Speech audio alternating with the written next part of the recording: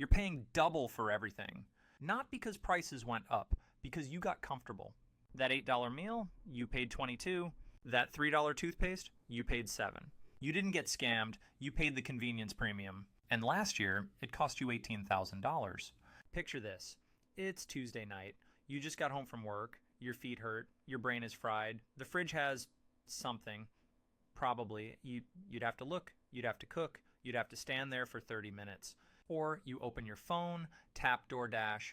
15 minutes later, food appears at your door. Your shoulders relax. You earned this. You deserve this. It's just this once. Except it's not just this once, it's every Tuesday and Thursday and that Sunday when you didn't feel like grocery shopping, and that Saturday when cooking felt like too much. You tell yourself it's fine, you're busy, you're tired, time is money, right? Here's what's actually happening. That $22 delivery order, the same meal costs $8 if you made it yourself. That's $14. Gone. For the privilege of not standing in your own kitchen. Multiply that by 3 times a week. That's $42. Multiply that by 52 weeks. That's $2,184. Just on delivery, just on food, just on one category of convenience. And we haven't even started. Let's keep going. You need toothpaste. You could drive to Target. 5 minutes there, 5 minutes back.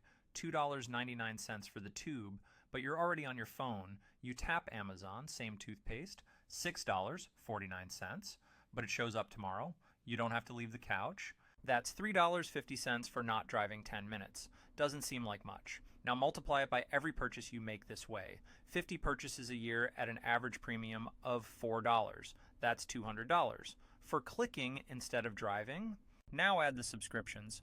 The meal kit you forgot to cancel, $60 a month, $720 a year. For ingredients that cost half as much at the store, the grocery delivery fee, $10 a week, $520 a year. For not pushing a cart, the premium membership that gives you free shipping, $139 a year.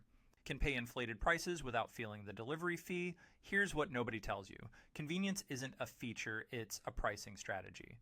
Companies figured out something important about human behavior. You don't make decisions based on price. You make decisions based on friction.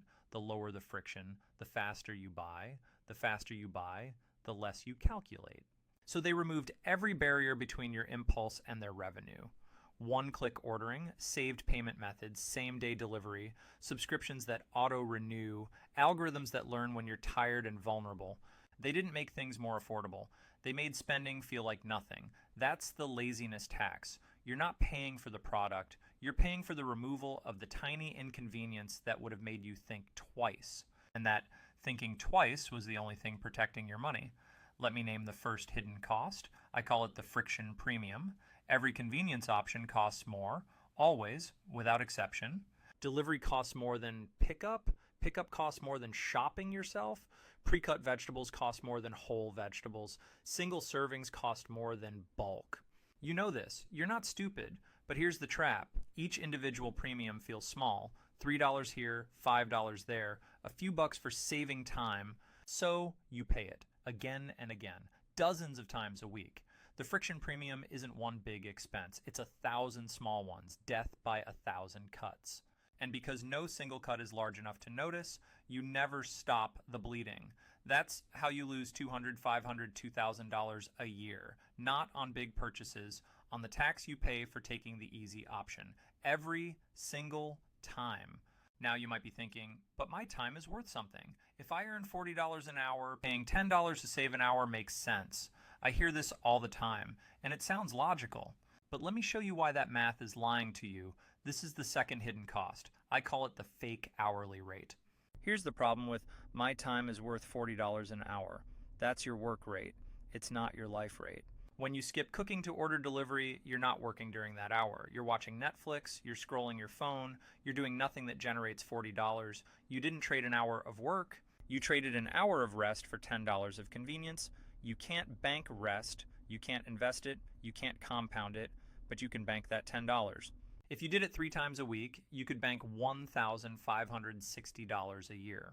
The time is money math only works if you would actually work during that time, and you wouldn't.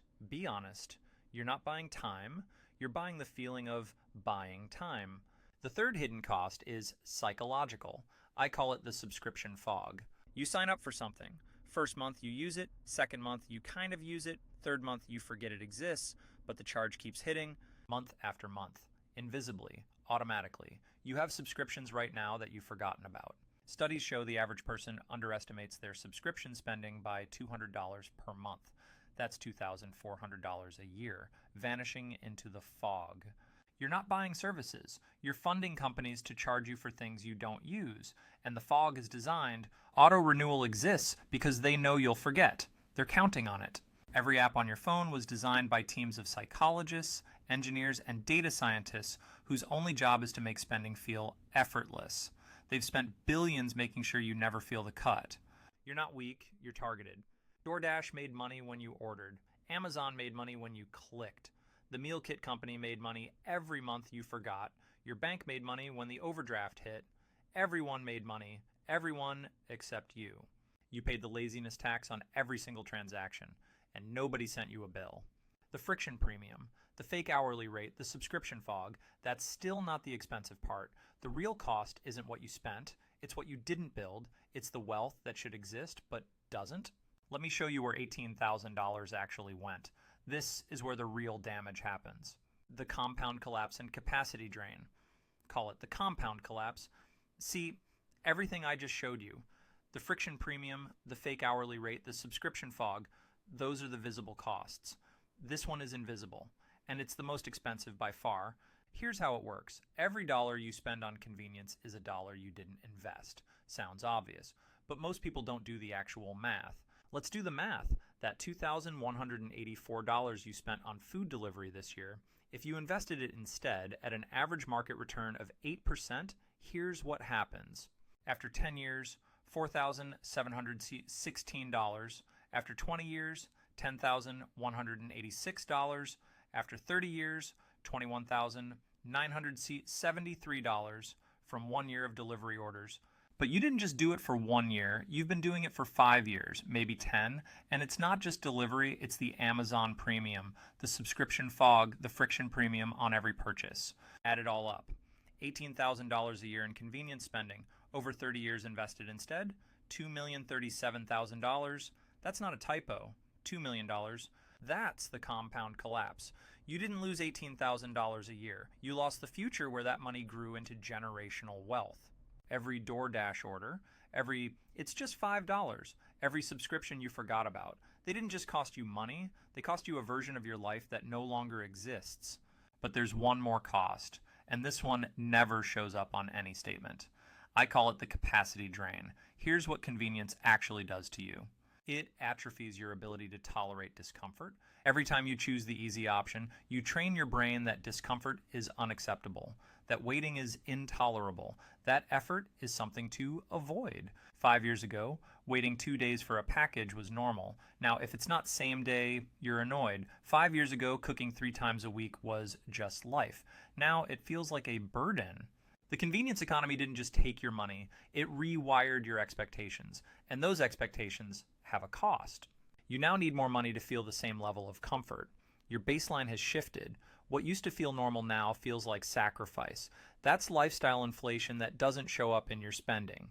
It shows up in your psychology. You're not just paying $18,000 a year for convenience, you're paying to make yourself need more convenience. The tax funds its own expansion. 1 year of convenience spending, not luxuries, not vacations, just the laziness tax. Food delivery, $2,184. Friction, premium, $2,400. Subscription fog, $2,400. Grocery delivery fees, $520. Premium memberships, $139. Meal kits, $4,320. Rideshare, $3,120. Impulse purchases, $2,800. Total, $17,883. Rounded up, $18,000 a year for the privilege of not walking, not waiting, not thinking. $18,000 that bought you nothing except the temporary absence of minor inconvenience. And if you invested that instead, over 30 years, $2 million. That's the real price of it's just $5. Now let me tell you who made money on your convenience. DoorDash made money. Delivery fee, service fee, inflated menu prices. They took about $8 from every order. Amazon made money, Prime membership plus the $3 to $4 markup on everything versus in-store. The meal kit company made money, $60 a month for $40 worth of groceries. Uber made money, surge pricing when you were tired, convenience fee when it rained. Netflix made money, and Hulu, and Spotify, and that fitness app you used twice. Your bank made money, overdraft fees when the subscriptions stacked up and you didn't notice. Everyone made money, everyone except you. And here's the thing that should make you angry. They didn't sell you food, they didn't sell you products, they didn't sell you transportation. They sold you the feeling of not having to try, the feeling of ease, and you paid $2 million for it. Now you might be thinking, Mark, I don't spend that much. I'm careful. I only use convenience for things that really matter. Maybe, but let me ask you something. Do you know exactly how many subscriptions you have right now? Not approximately, exactly. Do you know what you spent on delivery last month? The real number?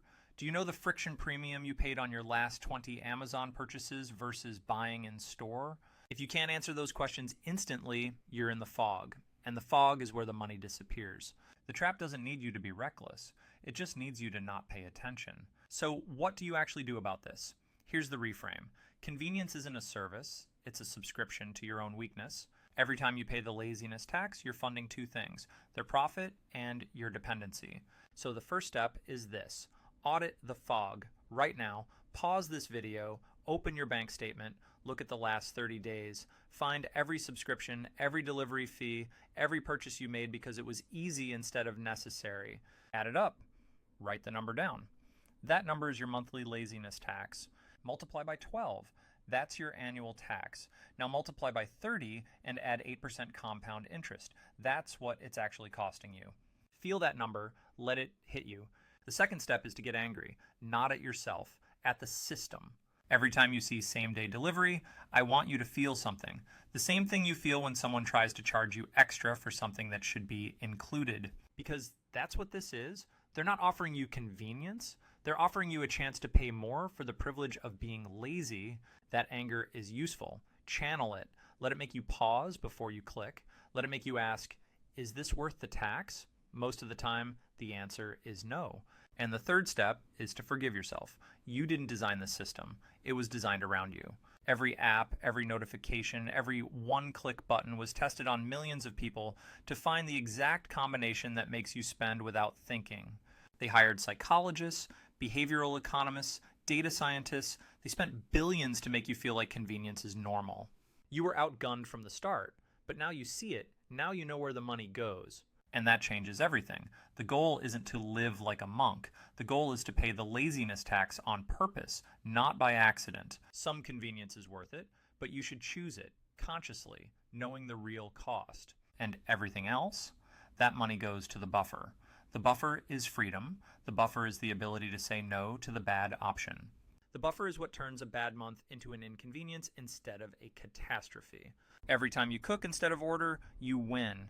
Every time you drive to the store instead of clicking, you win. Every time you cancel a subscription you forgot about, you're not saving $12. You're buying your future back. And your future is worth more than same-day delivery. If this video showed you something you hadn't seen before, share it with someone who needs to see it. We don't talk about this stuff enough. We talk about investing and budgeting. We don't talk about the invisible taxes. Hit subscribe. We're going to keep exposing these traps until the math is finally on your side. Thanks for watching.